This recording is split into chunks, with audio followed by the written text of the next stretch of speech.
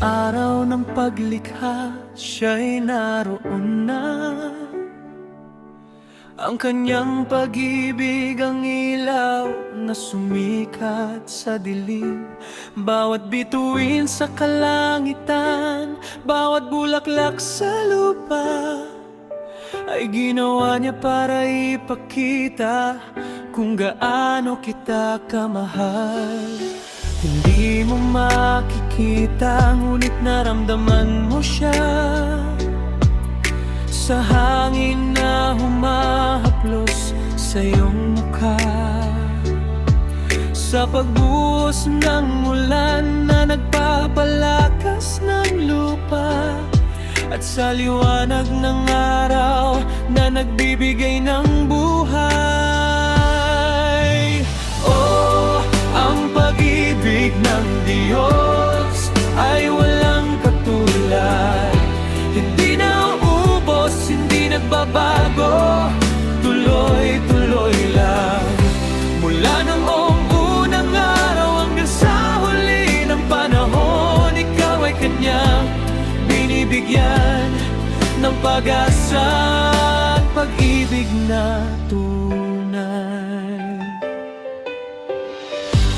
Nang ang daigdig ay naligaw sa daan ng kasalanan, hindi niya tayo iniwan na mag-isa sa dilim.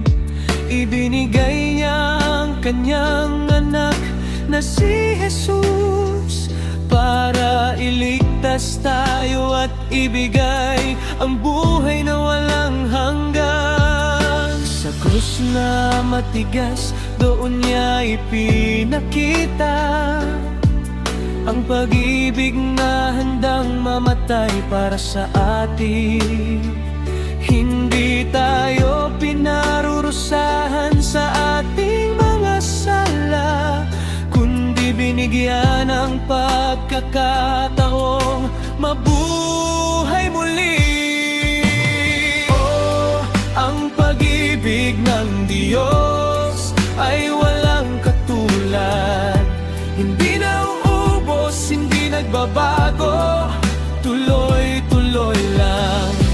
Mula noong unang araw hanggang sa huli ng panahon, ikaw ay kanyang binibigyan ng pag-asa at pag-ibig na tunay.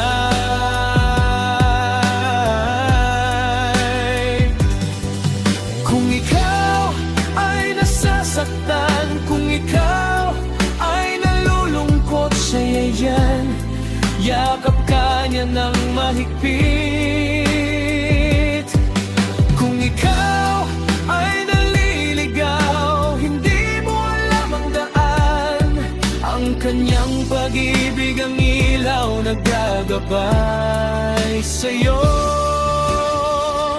Hindi mo kailangang maging perpekto para mahalin, dahil sa kanya ikaw ay espesyal at kakaiba. Ang kanyang pag-ibig ay parang dagat na malawak, walang hanggan, walang hanggan, hindi mo maubos man lang. Sa mga araw ng tagumpay at tuwa, siya'y naroon din, nagbubunyi kasama ka sa iyong mga tagumpay. Sa mga panahon ng pagsubok at hirap, hindi kanya iwan, dahil ang kanyang pangako ay totoo at hindi mawawala. Sa huli ng lahat, kung saan ang langit ay bagong lupa, doon tayo makikita mukha ng ating Ama. Ang kanyang pag-ibig ay magiging ating tahanan, isang buhay na walang hanggan, walang sakit, walang luha.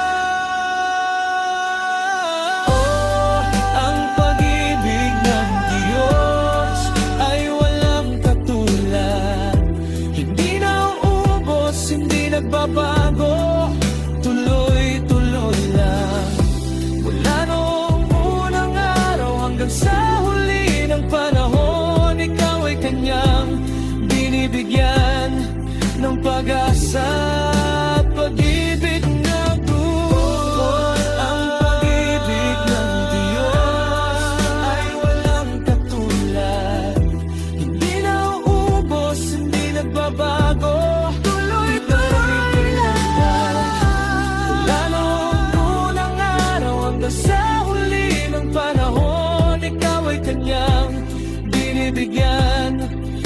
pag-asa at pag-ibig na